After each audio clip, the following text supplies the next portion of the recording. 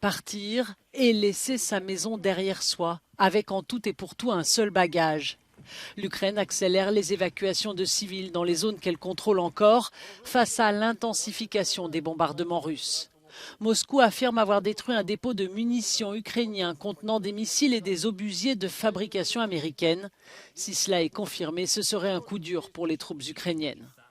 Pendant ce temps, en Europe, la déclaration du président ukrainien prend de l'ampleur. Volodymyr Zelensky a appelé à interdire l'entrée dans l'UE de tous les citoyens russes, qu'ils soient d'accord ou non avec la guerre. La première ministre finlandaise, Sanna Marin, fait partie de ceux qui sont d'accord avec cette restriction. Celle dont le pays a une longue frontière avec la Russie rappelle que c'est tout l'espace Schengen qui est concerné. Cette question divise les 27 et à Moscou, le porte-parole du Kremlin, Dmitri Peskov, estime que le raisonnement du président ukrainien est irrationnel et déclare qu'isoler la Russie n'a aucune chance de réussir. Les tentatives d'isoler la Russie ou les Russes n'ont aucune perspective. L'esprit de telles initiatives n'est pas très bon non plus, c'est le moins qu'on puisse dire.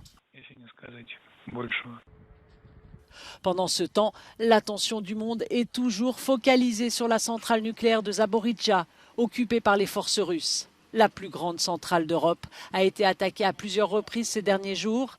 La Russie et l'Ukraine s'accusent mutuellement de ces bombardements. Les forces pro-russes vont renforcer les défenses antiaériennes de la centrale.